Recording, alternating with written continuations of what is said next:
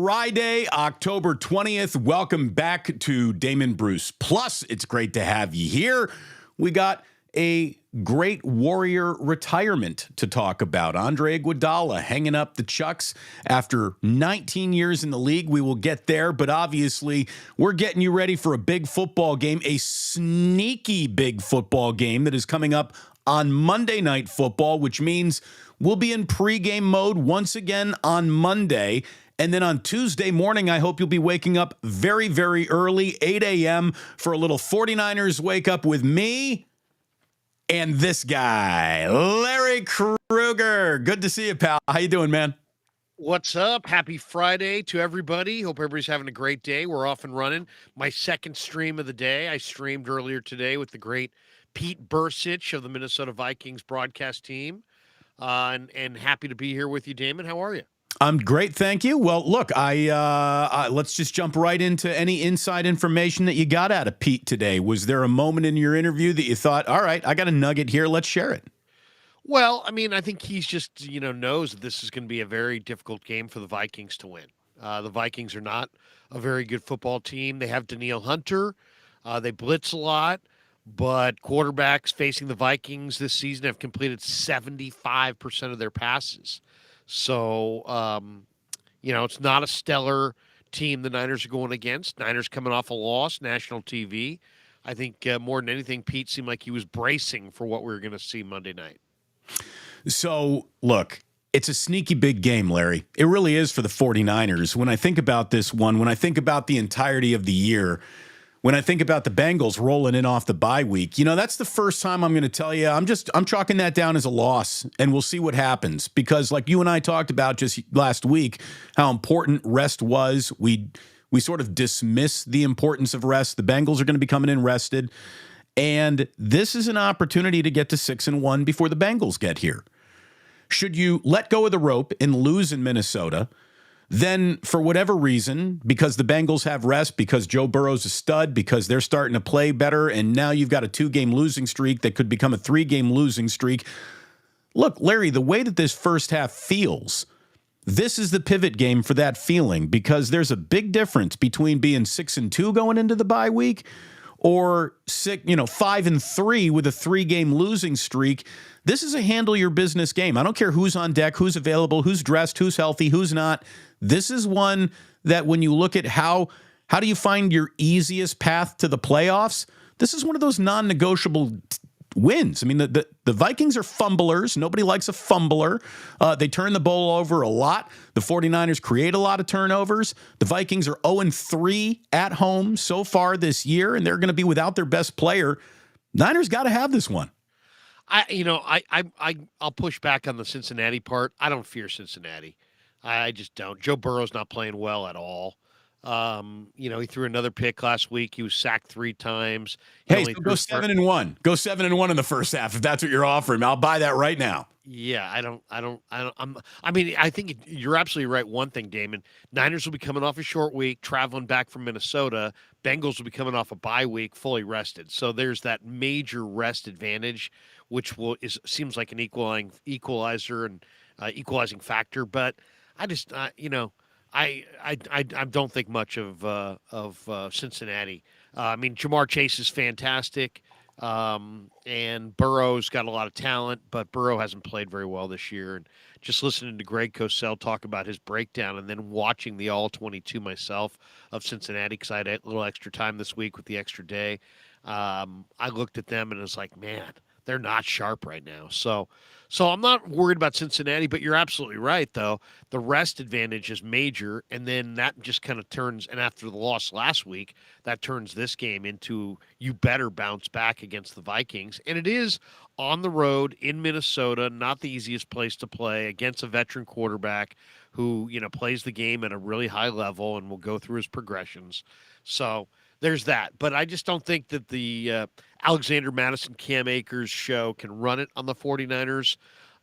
You don't have Justin Jefferson, no JJ in this game. I don't think the Vikings are much defensively. And the wild card factor in this game is Josh Metellus, number 44, the nickelback for the Vikings. They utilize him as a blitzer. people talk about the Vikings blitz. Well, one of the things that Pete was bringing up is that they'll send four, but they will drop, Dean Lowry into coverage or Harrison Phillips, the nose guard. They'll drop off Bullard or Lowry and send Metellus off the edge, and people will say, well, they're blitzing. It's still a four-man rush. It's just Right. they're sending the nickel back. So, to me, the two key guys, obviously Danielle Hunter, he leads the league in sacks, and he's playing at a really high level. He's in great shape, and he's a force. And if you blitz, sometimes you get him some more one-on-ones. But the other guy is Metellus 44, who they utilize in a variety of ways to rush the passer. Look, it's going to be an interesting game, and the Vikings got really good tackles. Their weakness is that interior, and if there's ever a game for Eric Armstead, Javon Hargrave, and Kinlaw to just have a big game, like here it is. This is an opportunity to get to Kirk Cousins, and to come right up the middle is the number one way to make him uncomfortable. Kirk Cousins is a good progression quarterback. He throws a great deep ball, but he doesn't escape his own problems. He can be had. And I just think that this is a huge, huge weekend that plays right into one of the chief strengths of the 49ers, that interior, the middle of their own pass rush, I think matches up really well with the middle of that Vikings offensive line. Yeah, no, I agree. And the Niners have twice as many picks as touchdown passes allowed. They're giving up just 5.5 yards per pass attempt. That's third fewest overall. They're giving up the third fewest fantasy points to quarterbacks in the entire league. 4 of the 6 quarterbacks they faced since the beginning of the year have scored single-digit fantasy points. Now you get Cousins, but you get Cousins without Jefferson. I mean, there's the Vikings have 2 major weapons you got to account for in this game, and that is T.J. Hawkinson, number 87, their tight end, having a down year, having a down year, but he's a tremendous player. And then the rookie Jordan Addison, who's 175 pounds, but if you let him get a free release at the line of scrimmage, he's very competitive at the catch point. He can go low, high. He's got a huge catch radius. He plays the game. He's a 5'11" player that plays the game like a 6'3" receiver. So he's going to be no picnic to stop. But I Ezra Cleveland's banged up inside, which makes it look like Hargrave could have a monster game. I was reading a Matt Barrows "Who Could You Possibly Trade For" column, and it was a good column. I don't want to reread it right now, but it was basically like, here's the pie in the sky player, right. Here's the more gettable player. Cleveland was one of the more gettable players if this team is looking to ensure any injury across its offensive line. So there's an eye to keep, put an eye on him if you're wanting to scout what could be a trade. And then obviously, like you said, Danielle Hunter is just, this guy's a badass. I mean, you would have to give up a first for him, I would think, or certainly a second. And I just don't know if that is, I think that position's already been addressed by the Gregory trade, Larry. Well, that's the thing. I mean, edge rush is kind of like starting pitching. You can never have enough. So nobody would ever doubt you if you traded for more edge rush talent. And there's no question that Gregory's nice, but Danielle Hunter is another level. I mean, he's but then he's also another level as far as contract too. So right. Are you going to satisfy him in a contract? Is it a rental situation? To me, if the Niners go, I mean, the A-listers are Danielle Hunter, Brian Burns, right? I mean, those are the guys that are like, what? You're going to get that guy? Those guys are difference makers. But the Niners, if you look at what they've done, they've bolstered their defensive line in the past without going with A-list guys. Jordan Willis comes to mind. Charles Omenihu comes to mind. There's a couple guys like that I could see them going after, like Arden Key, who's in Tennessee. Bring him back. Yeah, I mean, I could see them bringing back Arden Key. Rand Carthon and John have a good relationship. Josh Uche, the Patriots are going nowhere. He's a really nice speed rusher off the edge. I think he would help them against mobile quarterbacks. Their struggles against mobile quarterbacks, I think, is a lot related to the fact that, if you have an undersized rusher, that would help. Uche is, 250, 255. He would be phenomenal in the wide nine. So, I could see them doing something like that more along the lines of that than Burns or Hunter. But who knows? You never know. I mean, I had a guy call my show the other night on our call-in show with Kev, and he suggested that the Niners try to contact the Raiders about trading draft choices to the Raiders for Max Crosby. And the more I thought about that, the more I think, you know what, the Raiders are several pieces away. They're probably going to look for their quarterback in the future in this draft. If you were willing to give your first and second round draft choice, they probably would give you Max Crosby. The question is, are the Niners willing to give their first and second round draft choice and pour more, draft capital and salary cap room into the defensive line? They're already heavily invested there. And I would think they would want to keep their first round pick to draft the offensive tackle of the future. But man, I mean, you start thinking about Bosa and Crosby. I mean, that would be an altering type situation, and they're thinking big. There's no question that John Lynch is thinking big. Yeah, I saw maybe Kendrick Bourne coming back from the Patriots. That's not a big move. I don't think that that's going to happen. And I also think that they're I don't want to say they're set at wide receiver, but they've got enough depth and they've got enough internal depth. Yeah. Crosby, difference maker. Look, Larry, there are days, and I don't know how much Raiders you've subjected yourself to, but there are days when Max Crosby honestly is wearing the baddest man on the planet cape. He is special. He is a handful in the way that Bosa is almost a handful. Yeah, he's incredible. He's an incredible player.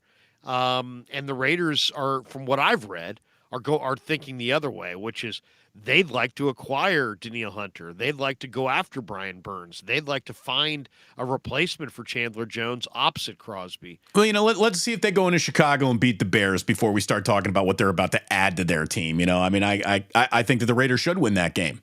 But the Raiders, yeah, I think they won't, to be honest. And then on the other hand, Mark Davis did basically make it perfectly clear when Khalil Mack was being shopped and the 49ers were very interested that, like anybody but the Niners. Right. So maybe, even though they're in Vegas, maybe he still has that anybody but the Niners vibe going on. I don't know. The two sides did practice against each other this summer, so maybe they get along better than I think, but I just to me it seems like if Crosby's going to move, it's probably going to cost you either two ones or a 1 and a 2, and that's probably too rich for the Niners. By the way, I got some hardcore plusers who track this stuff and bet on it. There was your sip of the day. That officially happened. Larry, is that your sip of the day? Are you having a nice sip there? What's that? We track sip of the days here on this show for some ridiculous reason. What are you sipping on? That looks like a soda. Are you drinking soda at 11:14 in the morning? Yeah, I'm having a soda this morning. It's a Friday. I got a long day ahead of me. I was up late. I'm up early. It's a Friday. Larry's having a soda. He's getting loose. I'm getting loose. This is my one vice. It's funny. My kid says, "Dad, you're a Coke freak." I'm like, "Thanks, kid. Thanks for saying it that way." It sounds so great that way. Right. Say it louder so everyone in the restaurant can hear you, son. Yeah, exactly. So today really is a big day in terms of an anniversary. It was a year ago today that the 49ers made the franchise-altering trade of Christian McCaffrey. And again, after you leave us, Larry, I'll go through some of the numbers that he's produced. But he's basically been the best player in football since the 49ers have drafted for him. And when it comes to the risk reward of playing him this week, you and I have come down on the same side of this argument. I don't think you need Christian McCaffrey to beat the Vikings. I know that you need Christian McCaffrey to win a Super Bowl. I would exercise caution, even if he's ready to go, even if he says, "Coach, I'm ready," even if the doctors say, "I'm ready." I would love to buy him another week before he gets to the Cincinnati Bengals. Do you think they play McCaffrey? Do you think they play Debo? I mean, they got an all-pro team sitting out of practice today.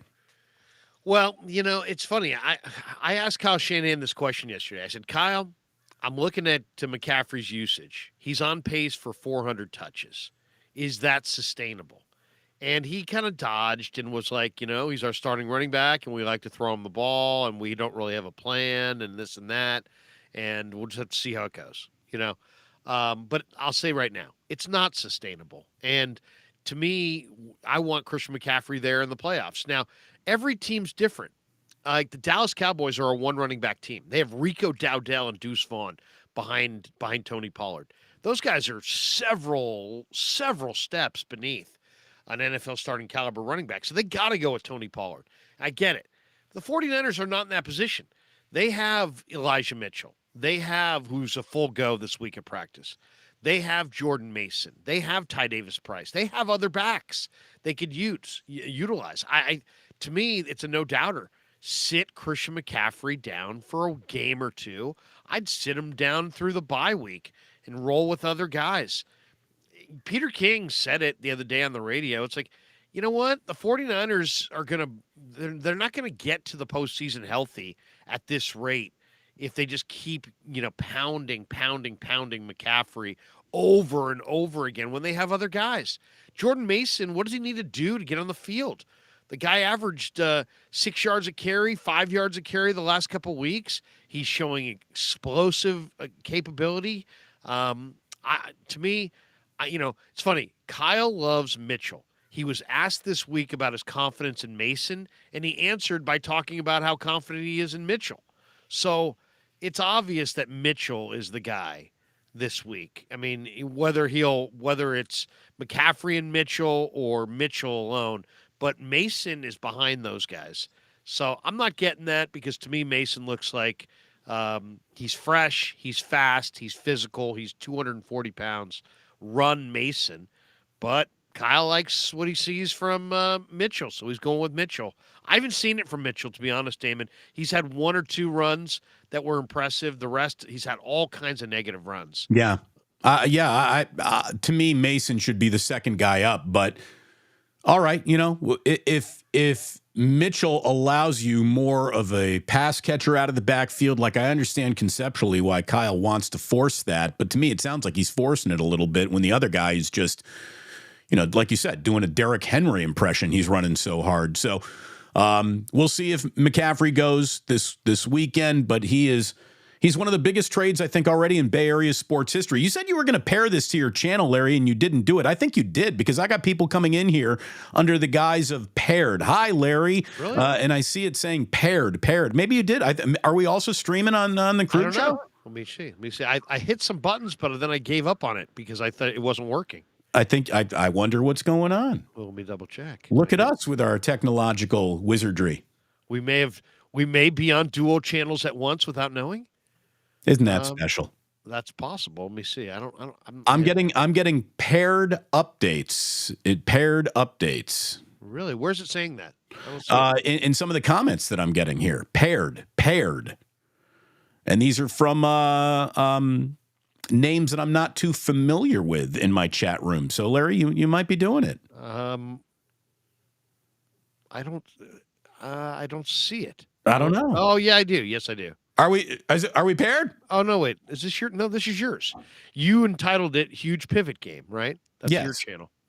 All right, let me double check over here. I don't see it on my channel. So it's a stunning real-time update, everyone. Stick around for the exciting conclusion of Larry and Damon trying to figure out what the hell they're doing together. If somebody in the chat, tell me if you're watching on my channel. Larry, I'm looking at your channel right now. You are streaming. We are. Okay. You are. Look at us. Well, welcome all the crew guides over here to the Damon Bruce channel. Road trip. I feel like it's a Cactus League game. I like it. We're bringing our crew over. Little home and home, little split squad. Let me take this time now to tell people, hey, if you're coming over here, joining us, this is Damon's channel, which I'm streaming over to our channel for this stream. Hit like and subscribe over. Obviously you've hit like and subscribe on my channel already. Go over and hit like and subscribe over on his channel. He's building it up. Damon, how many months have you had the channel going? So we've been going since early April. April 3rd was the first ever live Damon Bruce show over here on the 6 months. We're almost 6 months, and we're at 8,600 plus subscribers already. That's great work, man. Yeah, we're look, it's great work. Thanks an awful lot to you and all the help that you provided. Who would have ever thought, Larry, you'd be an inspiration?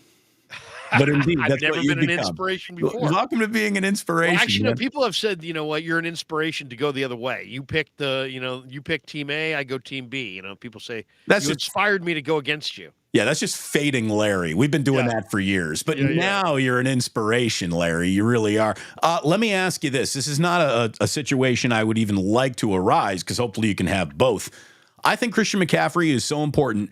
I would rather have Christian McCaffrey healthy in the playoffs and have to play a wild card round than have home field advantage without Christian McCaffrey. Yeah, you got to have this guy. I mean, get to.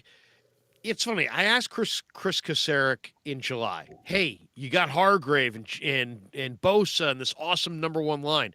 Are you going to play your number one line more than you did last year, or are you going to keep a rotation?" He's like, "No, I'm going to rotate my guys. Why?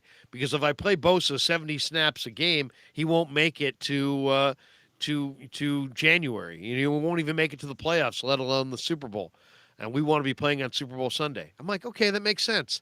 Well, if you're going to treat Bosa that way and you're going to run your D line in a rotation and you're very concerned about how he's going to be playing at the end of the year, then don't you want to have Christian McCaffrey there at the end of the year with Bosa in that game? Right. I mean, it's almost like Kyle didn't get the message. He's just like, the entire first month has been, Christian McCaffrey. Now, granted, Christian McCaffrey's on an MVP trajectory, but it's about durability. The best ability is availability, and if you're not there, you can't dominate. And this guy is just getting absolutely physically abused week after week after week. And at running back, the more you get hurt, the harder it is to protect yourself, in my opinion, based on what I've seen. And they've got other guys. Go with their other guys, especially in a game like this, where the Vikings are not a great team. And you've got J.P. Mason and you've got Elijah Mitchell. Run those other guys. Sit Christian down for a couple weeks. Freshen him up. Does it really matter? I'd rather they go 13-4 and have a healthy Christian McCaffrey than go 14-2 and have him be doubtful for the playoffs. Yeah, I would agree with you too. And we got a lot of people coming in here supporting Jordan Mason, just saying free Jordan Mason. I do think he needs to be freed a little bit. The guy is not only that, he's springy, he's athletic, he's young, he's a powerful runner. I mean, I want to see him because I want to see him, but also I want to see him just to save McCaffrey. I was joking in my show the other night. Maybe that's where people are getting that, where I told him I was going to show up at Niner Complex with a free Jordan Mason sign. Just start. Come on, Kyle, get him out there. But you know what? You can say you want to go with player A over player B, but ultimately the players decide. So if you go with Mitchell and he continues to get stuffed, guess what? Mason's going to get some carries. Mitchell's just going to get the first run. And then if he does well, then he'll, God bless him. If he doesn't do well, it'll be time for Mason. We got people saying, "I'm on your channel, Larry." There it is. It's happening in two places at once. It's a technological wizardry that I didn't think, quite frankly, we'd be capable of. But here we are. Larry has always run all of our 49er wake-up shows from his end. This is the first time I've done one on this end. So, my gosh, I can't believe it's actually happening. That's good news for the product that is you and I working together. And Larry, that's what people want, man. I mean, it's amazing. The response that we've gotten to our shows, that Tuesday morning 49ers wake up following Monday Night Football is where all the cool kids are hanging out in the morning, smoking cigarettes before they go into homeroom. We're the cool kids. And I'm looking forward to doing another week with you. Do you want to give a prediction? What do you think of this? Is it a little too early? You saving that for Monday? No, not at all. I'll give a prediction. I think the 49ers are going to score 31, something like that, 30-31. I could see 31-10, something like that. I don't think the Vikings, without Jefferson, can win this game. I just really don't. And I think the 49ers will do a nice job on the tight end. They typically do. The big question for me is Dre Greenlaw. There's two takeaways from last week. One was, man, the 49ers have run D issues. No, the 49ers don't have run D issues. It's just that they didn't have Dre Greenlaw, and Greenlaw's that good. And then the other takeaway was, oh man, Brock Purdy was terrible. Brock Purdy was terrible. The sky's falling. Yeah, Brock Purdy was not good, but I attribute that more to, sometimes you have to credit your opponent. I think the Browns are really, really special as far as defensively. I think if you look closer into those numbers and compare what the Browns are doing on defense this year to any defense in any era, you're going to find that this Browns defense stacks up nicely. Hey, look at Burrow, look at Allen, look at Mahomes, look at Lamar. Every single one of these top flight quarterbacks has had more than one game they've struggled in so far. So did Brock Purdy have a less than game? Absolutely he did. Do you have to tip your cap to the other opponent? Of course you do. But Larry, Brock was overdue for a rough one. No, he wasn't just due for it. He was overdue. So, it was the Cosmos pretty much, balanced out the scales there a little bit. And, I was listening to Steve Young join Tolbert and Copes a little bit this week, and he basically said that's exactly the kind of game that Brock needs just to get up from.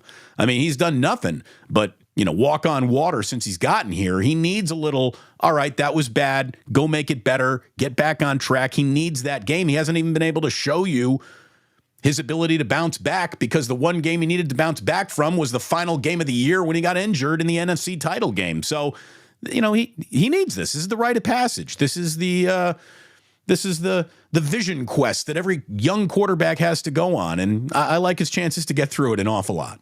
Yeah, I mean, I just think that we are so Niners centric and Niner focused. Everything's about what the Niners do or don't do, and it never has to do with the opponent. This last game had a lot to do with the opponent. I watched that film. I looked at that defense. They're playing really, really well, and they've got awesome talent. Dalvin Tomlinson played the game of his life, and then you have Myles Garrett. Those two guys up front were totally dominating. This was easily the best three corners they're going to face.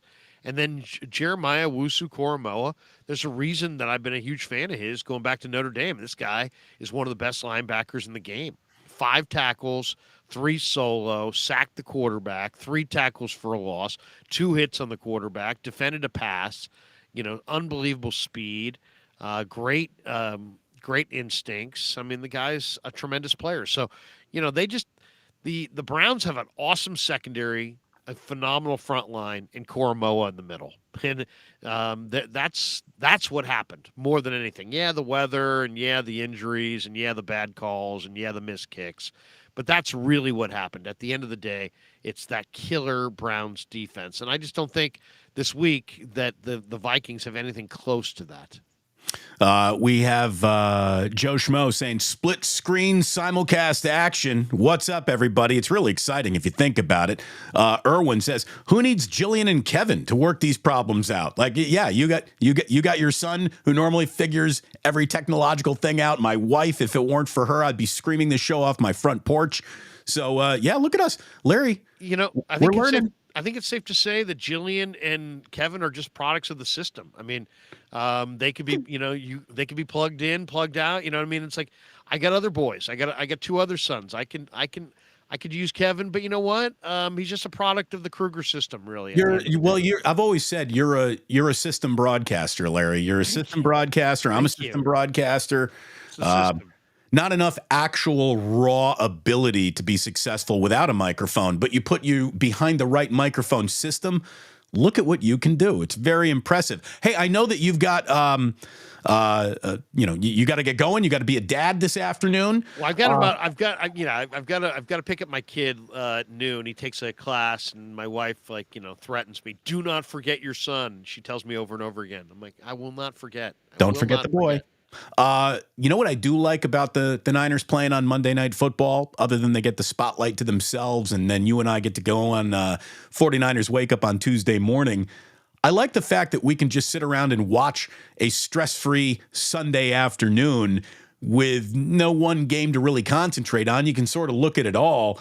There are some really good games this weekend, Larry. Lions-Ravens is a sneaky game of the week. That's 5-1 versus 4-2. Then you got your Sunday night football game. Mike McDaniel, help out your former team. We got Dolphins at Eagles, and that's a heavyweight fight on Sunday Night Football. Steelers, Rams, maybe Pittsburgh can help cool down an LA team a little bit. Cardinals, Seahawks, it's an NFC West ugly contest. But there's some good stuff out there this weekend. Yeah, Lions, Ravens, I think is going to be really, really good. Baltimore's a 3-point favorite at home in that game, but man, the Lions are playing tremendous football right now. That'll be a fun one to watch. I think Rams, Steelers is going to be a pretty good football game. There's some good ones there. Chargers, Chiefs. At Arrowhead, the Chiefs kind of play up or down to the level of the competition, but the game of the week is definitely Dolphins Eagles. Sunday Night Football at the Link. I like the Dolphins there, man. I like the Dolphins to go on the road and get it done. I think the Eagles are reeling, and I don't think people realize it. I think you're going to see the Dolphins rise up and win that game. Before you go, Andre Iguodala has announced his retirement. I heard, or I read, I should say, Tim Kawakami bring up the fact that Iguodala is basically a litmus test for what you value in terms of a basketball player when he was sort of framing this whole thing in, is he a Hall of Famer or not? Now, I think I value the nuanced game as much, if not more than most. And Andre Iguodala is absolutely in the hall of respected basketball OGs who has universal respect. But to me, in order to say Andre Iguodala is a Hall of Famer, Larry, you either have to lower your standards for the Hall of Fame or sort of exaggerate the totality of Iguodala's career. I think he's in the hall of very, very, very good. He gets his number retired by the Warriors. He gets to be part of the statue out front of Chase Center one day. And he will get to the Hall of Fame based on his overwhelming league-wide respect. What do you think of Andre Iguodala? And in your mind, is he a Hall of Famer? Well, I think he's one of the smartest players, I've come across. I mean, this guy's set off the floor. He's a very interesting guy. I guess he's a Finals MVP. He's a 4-time NBA champion. He's an NBA All-Star. He was All-NBA Defensive First Team in 2014. He was the All-Rookie First Team. He had a great collegiate career. He was all Pac-12 or all Pac-10 back in the day. I guess the Finals MVP and the 4 rings probably says Hall of Fame. To me, he's a borderline Hall of Fame player. His Hall of Fame candidacy is tied more to the success of the team than him. There's better individuals that didn't win as many championships. It depends on how much credence you want to put into championships. If you're one of these team, well, he was a 4-time NBA champion. He was a Finals MVP. But, I don't know. I mean, you're talking about does 11 points a game, 4 rebounds a game, and 4 assists a game, does that sound like a Hall of Fame player? I don't know about that. 11 points a game? But I think you brought it up. Ring culture gets him in. Right. Ring culture and universal respect gets him in. And I'm not sure should Robert Horry be in? I mean, I'm not saying they're the same player, but Robert Horry's got a bunch of rings. Exactly. Here's the thing. Of all the halls of fame, the standards of admission are easier in basketball. I mean, there are more Argentina female women's basketball coaches in the Hall of Fame than you could imagine. It's the Basketball Hall of Fame in Springfield, Mass. It's not necessarily the NBA Hall of Fame. It's right. It's of all the Hall of Fames, there will be more. Okay, that guy, he's in the Hall of Fame. All right. It's a little bit of it's a nice way to send someone off in a career. You did a great job. We really liked you. You won a little. Yeah, we'll let you in the Hall of Fame eventually. That's kind of how it goes. It's weird. It's like if he's in the Hall of Fame, it's like, does Steph have to be standing right there because Steph was the best player on all those teams, or Durant? You know what I mean? It's like right. It's just a little bizarre. He was a I mean, he's a damn good player. I'll say this: I think he's a very important player in the history of the Warriors. Without I a think doubt. he changed the culture when he decided to accept a trade to the Warriors. I think that kind of announced to the rest of the NBA, hey, guess what? The Warriors are no longer, Siberia. Before he got there, they were and the Warriors were like the place that you didn't want to ever go. So I thought he had a huge impact. He could be in the Warrior Hall of Fame, but if he's in the Basketball Hall of Fame, I don't know, man. There's probably all kinds of awesome 20-point scorers who aren't in the Hall of Fame. Maybe not. Maybe they're. I have to go look it up, but I would probably say no. MJ says, I'm shocked that there hasn't been a Palmetto Foods acai bowl shout out yet. Well, they'll get a lot of that love coming up on Tuesday morning. And I want to invite you back right here to the simulcast on our channels. 49ers Wake Up Tuesday morning, 8 a.m. It is the biggest day after morning show coming out of the Bay Area. Like, that's measurable and true. That's not just me exaggerating what you and I have built in a very short time here, Larry. Again, thank you for hopping on just for a minute today. We're going to let you go. You're going to go be a dad. Don't forget your kid. I'm going to sound like Amy. Don't forget your kid. But thanks, Larry, for hopping on in. And one more time, while we're talking to everyone on your vast channel, please come on over. Click on over to Damon Bruce Plus, subscribe, like, notify, do all those things to help us grow this bad boy, and Larry and I can take over the world one day at a time. Join us Tuesday morning, and what a busy few days, by the way, for my channel. Not only am I going on to today with you, or earlier with Pete Bursich. Tomorrow I do a stream in the morning with the coach at 9 a.m. And then game day, of course, we'll do a little post game. And then Damon and I Tuesday morning at 8 a.m. on both of our channels for the Palmetto Superfoods 49er Wake Up. And then Tuesday night, Warriors Suns. I'm going to be on doing post game after opening night with the whole crew. And Damon, if you'd like to, if you're at all around, you're absolutely invited. But I got a whole crew of post game Warrior people, and we'll start chopping it up. I'm going to be doing a lot of Warrior reaction videos this year. Probably not going to stream after every game, but I'm going to stream after, let's say 25 of 82, something like that. But we'll be doing recap videos at the end of every single Warrior game. And I look forward to talking a lot of hoop this year. By the way, I was excited, Damon. You were there. I was excited when the Warriors used the 57th pick on Trace Jackson Davis. But after watching him in the preseason, I'm even more excited. That kid is going to play big minutes. The big question I was just debating right before I jumped on with you, I was looking at the numbers.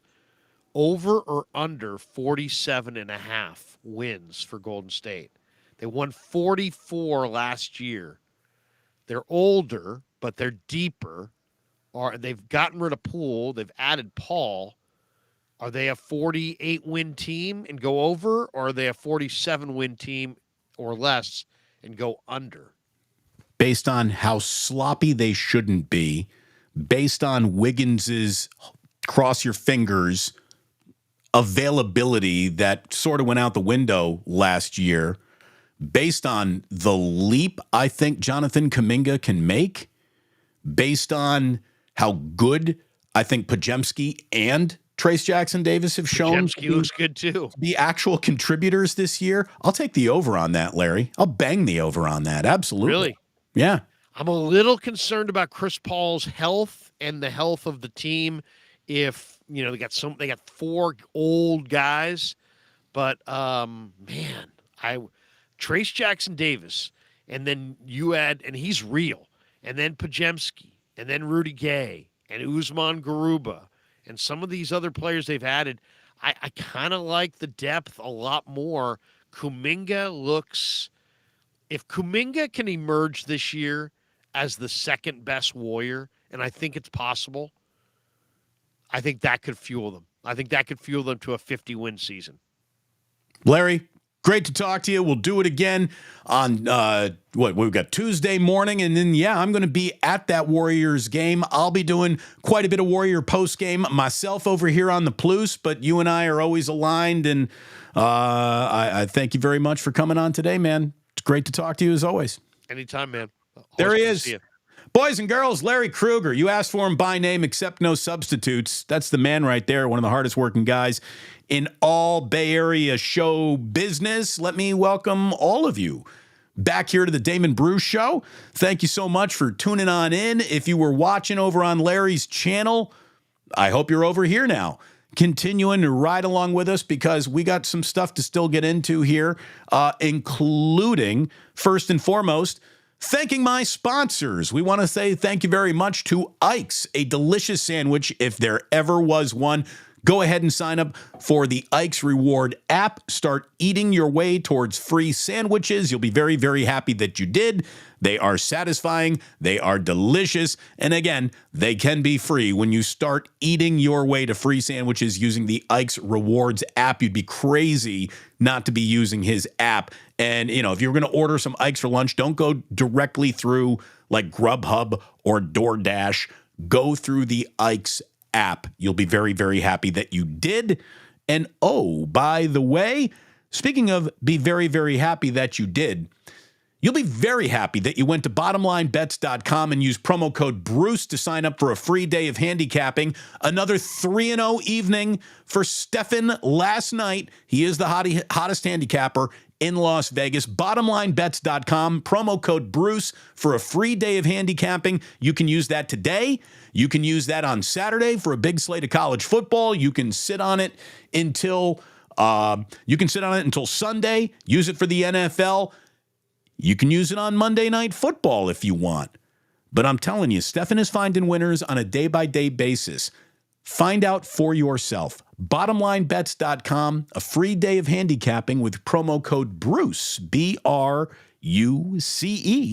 and you will be underway to winning. We will get to some Big Herbs Memorial Good for Ball, Bad for Ball, brought to you by our friends at Uncle Boys in just a moment. But that's how we wrap up shows on a Friday afternoon. And look, even though I'm not wearing a Jax t-shirt today, if you're looking for the coolest in vintage, hard to impossible to find vintage Bay Area t-shirts, go to jaxsf.com.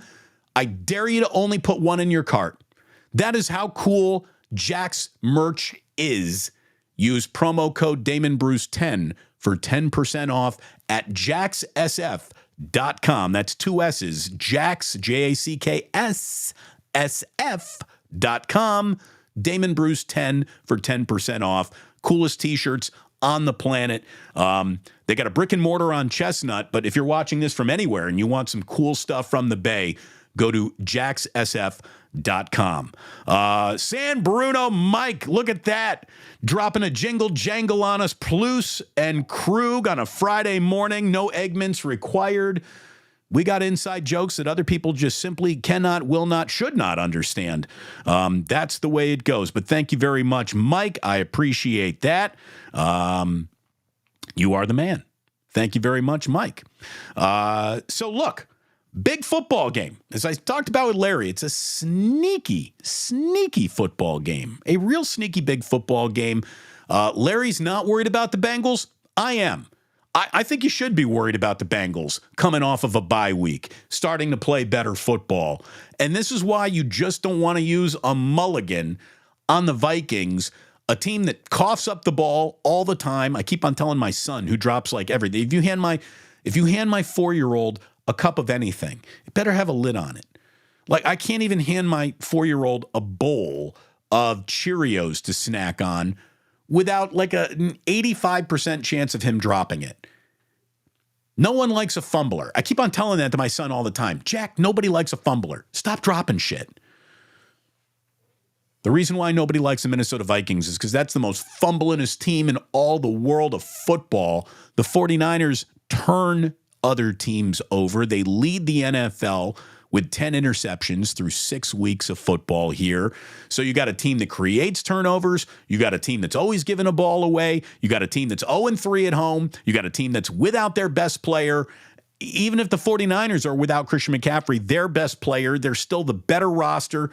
The strength of the Niners' interior defensive line matches up very well with the weakness of the Vikings' offensive line. That interior, again, they got really good tackles.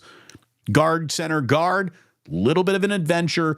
The best way to make Kirk Cousins uncomfortable is to come right into his face mask. I mean, just straight up the middle. Kirk is not fleet of foot. He does not have great escapability. He does not keep plays alive with his own athleticism.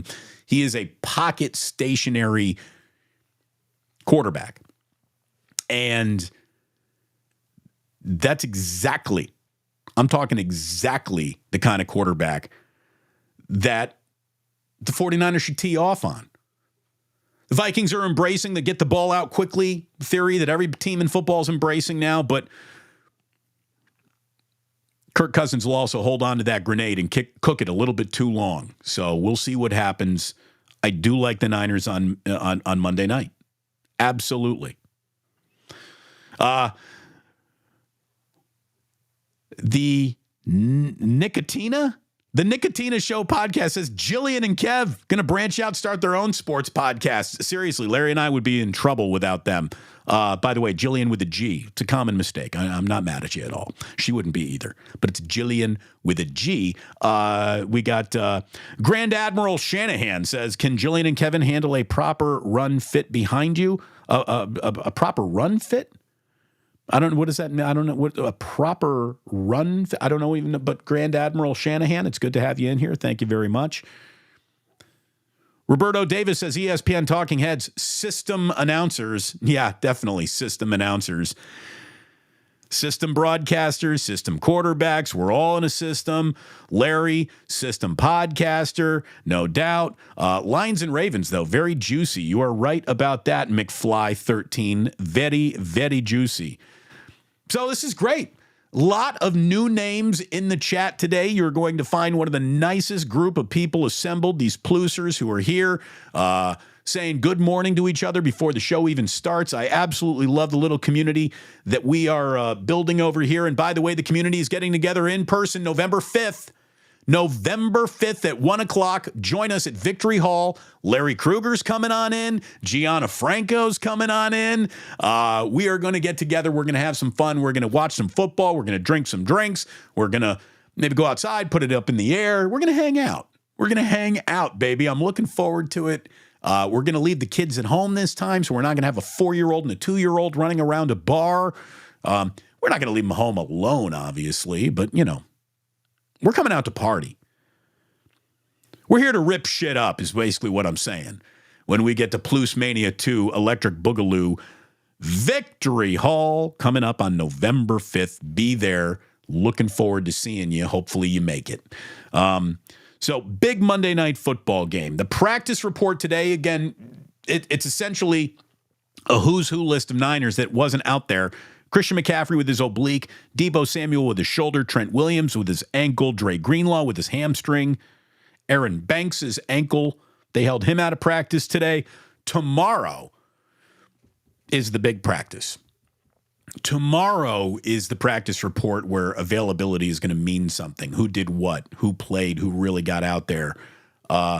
Isaiah Oliver was limited. George Odom was a full go practice today. That's good. So we'll see. Tomorrow is the practice report that I think is really worth keeping an eye on in terms of who might go, who won't go, coming up on Monday Night Football. Nick Wagner, who covers the 49ers for ESPN, marked the anniversary that is certainly worth marking. I mean, good God, what Christian McCaffrey has done since being traded for is overwhelming. I mean, it's really, really overwhelming. The numbers and ranks, look at it this way. He's been with the 49ers for 20 games, okay? He's been with the Niners for 20 games since week 7 of last year when they made the trade for McCaffrey. And since then, Christian McCaffrey is first in scrimmage yards. He's first in touchdowns. He's second in rushing yards. He's second in yards after contact. He's third in yards per carry among running backs with at least 100 carries. He's first in running back receptions, 21st overall in the league. He's first in running back reception yards, 51st overall in the league.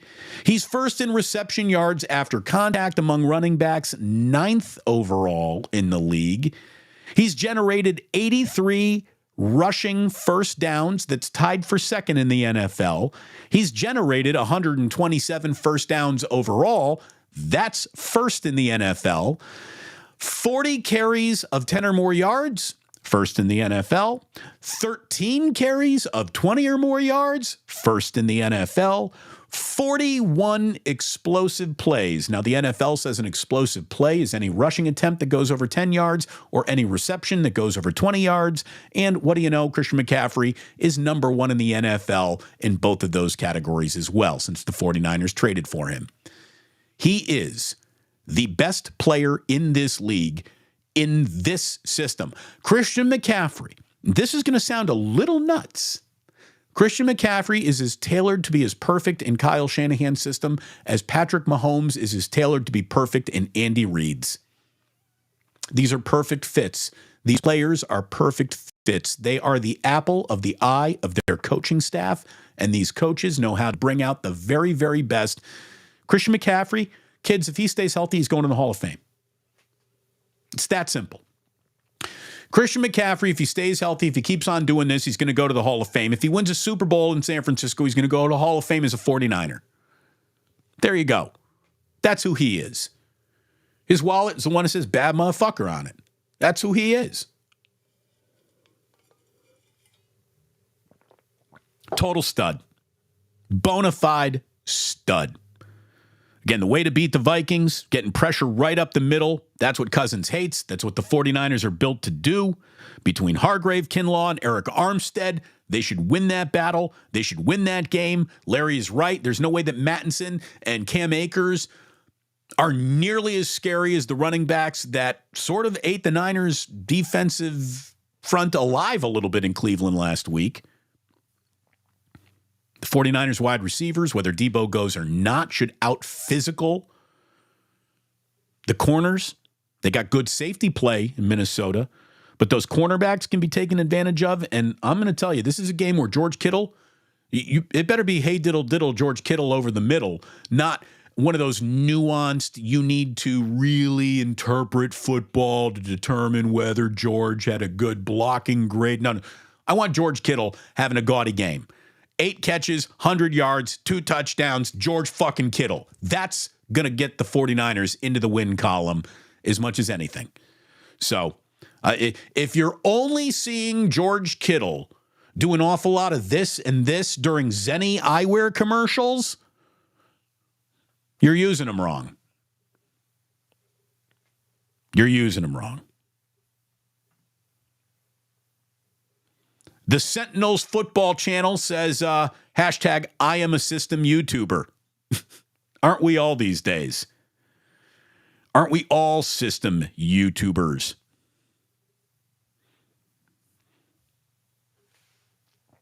'49ers, if they do win on Monday Night Football, it would be the 53rd win in franchise history, which would tie them with the Pittsburgh Steelers for the most wins ever in Monday Night Football history. Should the 49ers score on their opening drive on Monday Night Football, that'd be 9 straight games for Shanahan, making the scoreboard blink on his opening drive, which is just so impressive. I mean, it's so impressive to do that. The Vikings fumble a lot. 49ers, 10 interceptions, lead the NFL. Let's go. Get it done. We got Roberto Davis, who tips the ganja jar, and I thank you very much. Roberto says, does Brock's faith play a role in the disrespect? First of all, don't worry about a level of... Brock Purdy is nothing more than a new ball of yarn for all these talking head yahoos to pass around. And like most balls of yarn that they're passing around, they really are not watching. They're really not covering that. They're only, going with the flow of the conversation. And Brock Purdy became the new, easy to poke, new name, poke him at him. He's easy to underestimate. Again, it takes no skill at all to underestimate Brock Purdy. So I just think it's an easy to see coming part of the news cycle. And I don't think his faith has anything to do with it at all. I don't think people care about that at all. It just doesn't matter. So, and again, I'm not a particularly religious person, but I'm not going to hold anyone's conviction of what they believe in against them. Whatever you got to do at night to lay your head down, feeling good about yourself and treating other people right, go ahead and do that. Go ahead and do that. But I'm not worried about it. And you shouldn't be worried about it. Seriously, you should not be worried about how anyone other than you feel about Brock Purdy. Who cares what other people think about him? Seriously, it doesn't even matter. It doesn't even matter. What everyone else thinks about Brock Purdy, the underestimation of Brock Purdy, that's how you got him in the first place. That's how you got him with the last pick of the draft. So if the whole world wants to continue to underestimate that guy, go right ahead. Go right ahead. It's like underestimating Damon Bruce. You want to underestimate me? You go right ahead. Wait and you see what this is in 2-3 years from now. Holy shit. The guy has a computer right up here that processes information in an elite way. Everyone makes the argument, well, you take Brock Purdy off of this team and you put him somewhere else, he wouldn't do that. I think Brock Purdy's got a lot of translatable skills that would work in anybody's offense, anyone's offense. Do you like a guy who gets the ball out accurately, really quickly, and sees the field well, knows how to go through his progressions very quickly? Every single coach in the world would say, yeah, I'd love a quarterback with those attributes. What I don't hear is you take Jalen Hurts off the Eagles and he wouldn't be this good. That's a really good team that he's on. How come Jalen Hurts isn't being held to those standards? And again, I'm also not the guy who's going to say this argument needs to apply to every single conversation.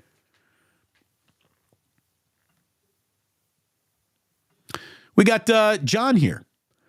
John saying, sup, Damon, I found you. 95.7 The Game's departure void will never be filled. Well, thank you very much.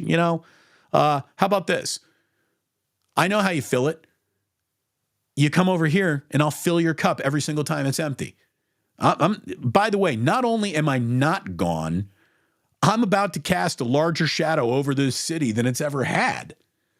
So I can do more on YouTube than anyone could ever do just on a radio station. And that's what I'm really excited about. So I hold no ill will against any radio station. Go ahead. You want to listen to them? You go right ahead and listen to them. Doesn't bother me at all. Just make sure you come on back here because Daddy's just preaching from the pulpit. And hopefully you're in the church, in the tabernacle, praying along with us. Look at me. Said I wasn't religious. All right. Jedi says, Damon's channel is the one the algorithm favors, but I went and found you, Larry. Why is Bruce getting all the love? On my FYP. What is an FYP? Again, I don't even understand half the lingo that I'm supposed to now know a lot about. What's an FYP? Anybody? I know what a PYT is. Pretty young thing. All right. Good slate of games coming up on Sunday. Again, Lions-Ravens. What if I told you that was the possible Super Bowl preview? It's a Super Bowl preview no one would want, but Lions-Ravens, that's 5-1 versus 4-2. That's going to be a hell of a game. Sunday Night Football, that is the game of the week. Dolphins at Eagles. Cardinals-Seahawks is your NFC West contest. Steelers are at the Rams. Raiders are at the Bears in a game that's probably going to be so ugly only a mother could love it. There you go. It's going to be a good weekend. It's going to be a really, really good weekend. Good question here from RG. Can you smoke Asahi? I mean, you can smoke anything, right? Pretty much. Like if you can light it on fire, you can smoke it. I don't know how flammable the acai bowl is, but the berry itself, yeah, probably. Medicinal fun time benefits? I don't know. I don't think so. There you go. MJ, right after that, says, hey, light it up. Light it up. Tiger Tank wants to talk some Andre Iguodala. Says, you can't deny what Iguodala did to LeBron in the 2015 finals. That alone should get him something. Well, that alone got him the something that I even think was a little over-exaggerated. He got that NBA Finals MVP. I still think it should have gone to Curry. But that's fine. Andre had a huge hand in deciding that finals. I'm good with it. Again, when Andre Iguodala does reach the Hall of Fame one day, I'm not going to be mad. We're not going to do a that shouldn't have happened show about Andre Iguodala. But here's a guy who's retiring now. Andre Iguodala retiring after 19 NBA seasons. Outstanding at times. He's an impactful player. He grew into a locker room source of wisdom for not just his teammates, but other NBA players. He gave everyone really good career advice. Andre Iguodala was a Svengali for an awful lot of up-and-coming NBA players. Go talk to Uncle Andre. He's been through everything. He's seen it all. He knows the ups and downs of this league, every contract negotiation, every team's locker room. There's nothing that's happened in this league that guy hasn't been through, and that is invaluable. Obviously, it's invaluable. In my eyes, he is not a Hall of Fame player, but he'll get in. Again, and I won't be mad when it happens. League-wide respect and a few titles will get you consideration. As Tim Kawakami wrote, Iguodala is a litmus test for what you believe constitutes a good basketball player. I don't think anyone could watch Andre Iguodala and say that that's not a good basketball player. To me, the real litmus test is what are your standards for the Hall of Fame? That is the litmus test that Andre Iguodala really represents. Andre Iguodala fails, or I should say falls short of the very first question I always ask myself when talking about anybody for anyone's Hall of Fame. The very first box you got to check for admission into the Hall of Fame in my mind is simply, did you dominate your era when you were in your prime? For Iguodala, it's not even close. Iguodala never dominated his era when he was in his prime.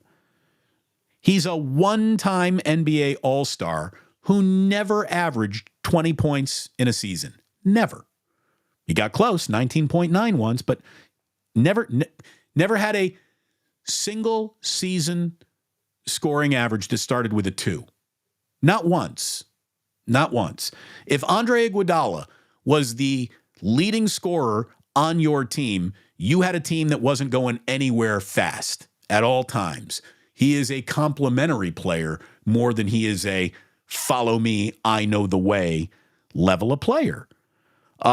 His career numbers, 11 points, 5 rebounds, 4 assists. Those are not Hall of Fame numbers.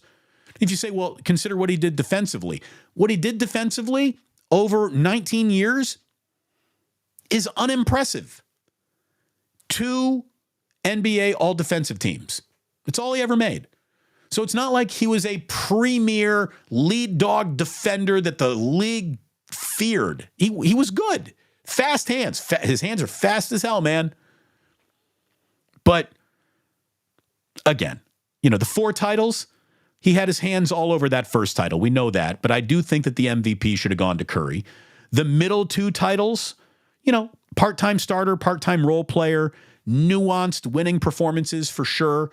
The last championship against the Boston Celtics, he could have done it without him. It was like he wasn't even there. Didn't need him for that at all. So he absolutely just was around to collect a ring that time. His single game career high in scoring. What do you think it is? What do you think it is? Again, before Andre Iguodala morphed into an undersized small forward, he was a shooting guard. So what do you think in his prime, greatest night he ever had in scoring was? 34 points. It's his career high, 34 points.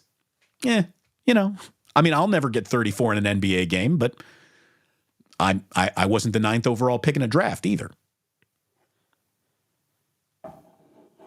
I think Andre Iguodala is a jack of all trades. He's a master of none. His respected OG basketball lifer credentials are bona fide, and those will get him into the Hall of Fame more than his actual reputation as a player.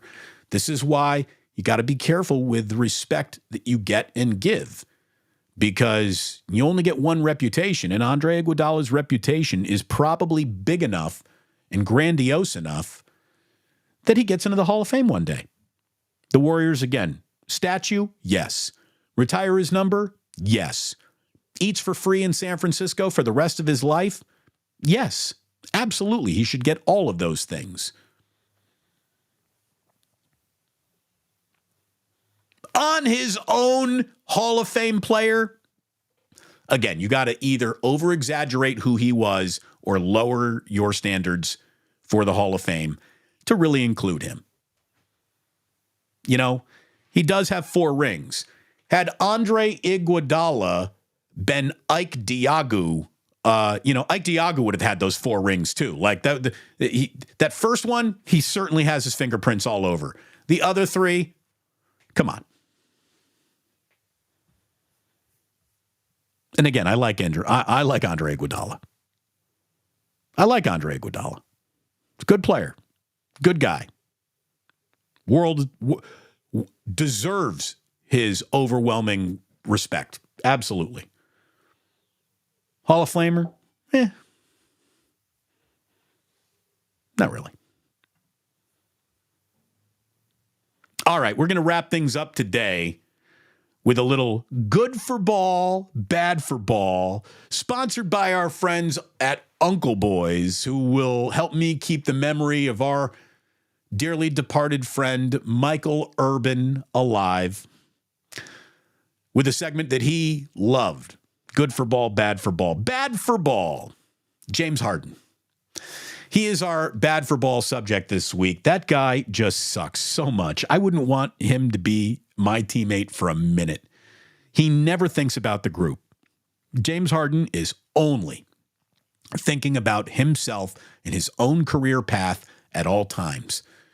Zero personal sacrifice to make the group better ever. It's who he is. As soon as waters get choppy, that guy's looking to bail before anybody. He wants out, and he will go to greener grass the minute he determines that grass is greener for him. You know what I hope? I hope he does get traded to the Clippers. And then I hope that the Clippers and Warriors are a postseason matchup. And then I hope the Warriors get to send his loser ass back to the strip club once again in another offseason that isn't attached to anything that even resembles an NBA championship. That's what I hope for for James Harden. James Harden, bad for ball. Good for ball. Hey, we actually got some series breaking out in Major League Baseball's postseason. That's good for ball. The Diamondbacks avoided a sweep with a win over the Phillies. Very dramatic. That was fun yesterday. Give me an interesting NLCS, please. That's all I'm asking for. Bruce Bochy can move a win closer to another World Series appearance. Rangers, Astros now tied at 2. Game 5 tonight. Look, Bochy needs this one. I don't think the Rangers are going to walk back into Houston and win 2 games there. So, big game for the Rangers and Bruce Bochy tonight.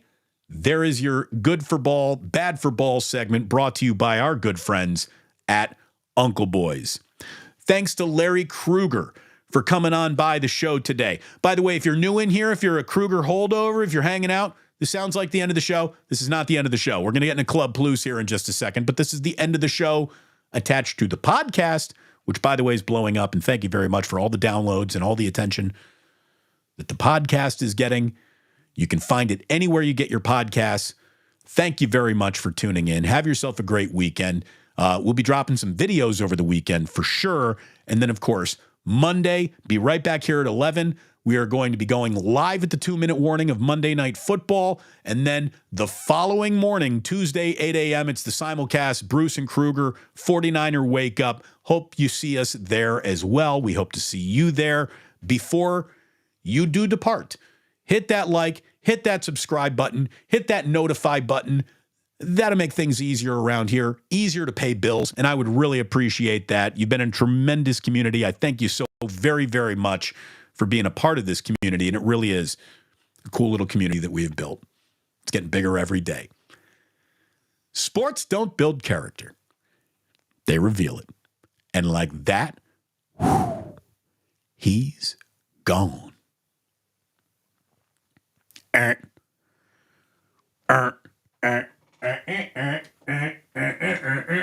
Plug it in. Turn this light off. I get sexy. Ooh.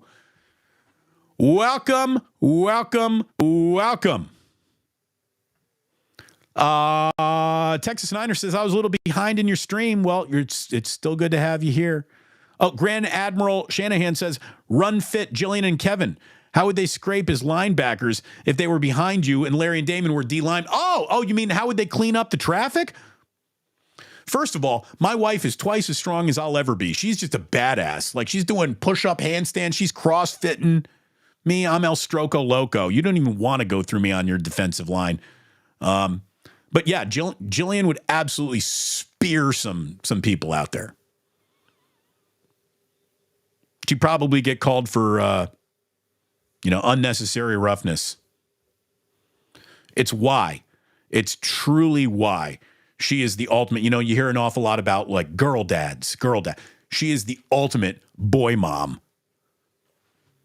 My wife's a tomboy.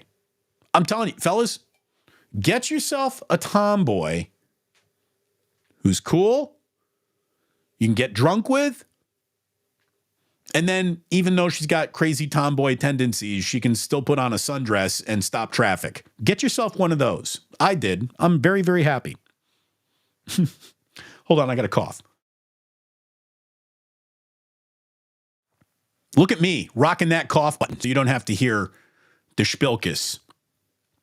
Lots of spilkus. Did we get a Pinky Manning appearance here today? I missed that. Pinky Manning came on in. Oh my gosh, the sister. Lindsay, hanging out somewhere here in the chat. Again, it's a family affair.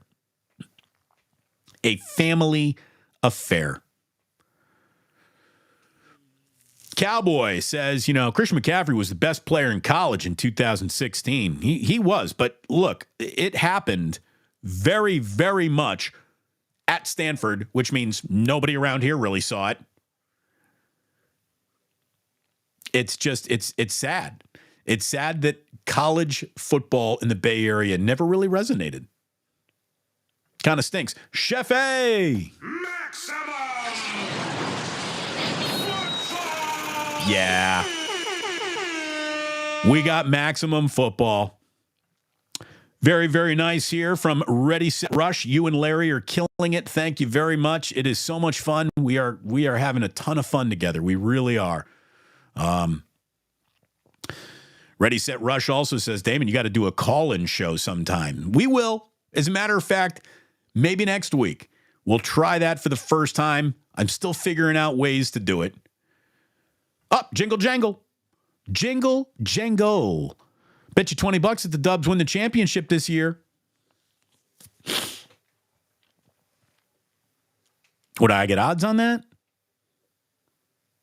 I mean, here's the thing. I'm rooting for them to do the same thing, but I don't want to bet with you. I don't want to bet with you, Mike. I'll just thank you for your super chat and call it my own little championship right there. Anthony, who came over from the Krug show, says, hey, Damon, what's going on, Anthony? Oh, FYP, we're learning here. For your page. See, I had no idea. No idea. For your page. Okay, FYP. See, I'm learning.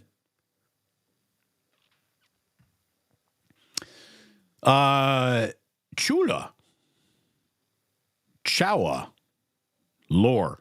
Damon, how should the 49ers stop making mistakes? I think I'm going to need a little bit more of a specific question. You know, how do you get to Carnegie Hall? Practice. How do you stop making mistakes? Practice. Wally Lama. Hey, Svengali, word of the day.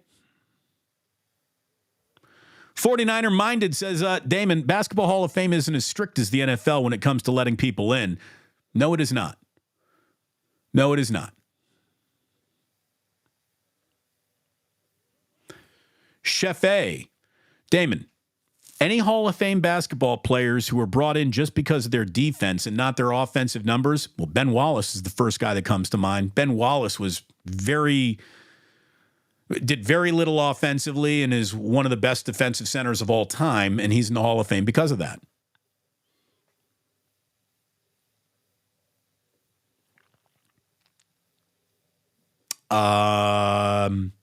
You know, it is funny. Here's how you understand what league-wide respect does for a guy, okay? League-wide respect will keep you out of arguments that other guys get thrown into. Andre Iguodala had essentially no league-wide success until he joined the Warriors. But no one ever says like, oh, you know what? Andre Iguodala would have never won anything if he didn't join the Warriors, which is true, by the way. It sounds true. But that's not used against him because there's just a lot of respect there. You'll hear that. You'll keep hearing that about like Jordan Poole. He never would have won anything unless he was a Warrior. And that might be true. Maybe it won't be. I don't know. His career is at the very beginning. It's not at the end. But you know, protect your reputation. You only get one of them, and Iguodala's is outstanding. Iguodala's Joe Dumars. No, he's not. Joe Dumars was a hell of a player.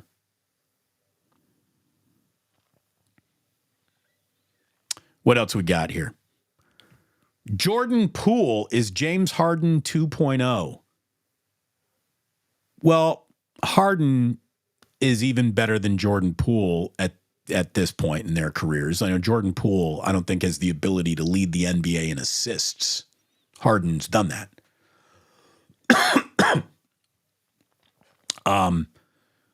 But if you're talking about like a think of myself first gunner, Jordan Poole never demanded a trade. Jordan Poole never said like, get me out of here. The Warriors got him out. And whether or not that they regret that one day, we'll have to see together, right? But I think that Jordan Poole is already more mature than James Harden will ever be. I don't know. I wouldn't want to be compared to James Harden. And he's a great player, right? He's a great player. But what a terrible teammate. Nobody said Jordan Poole was a terrible teammate. No one ever thought he was that disruptive right up until Draymond Green punched him. But he did. He got under guys' skins. There's no doubt. Jillian, chop blocks all day. Oh, she's hunting knees. There's no doubt. Damon, more sexy sans headphones. Oh, you know what? I don't need these anymore. I'm not talking to Larry right now. I can go sans headphones. Thank you very much.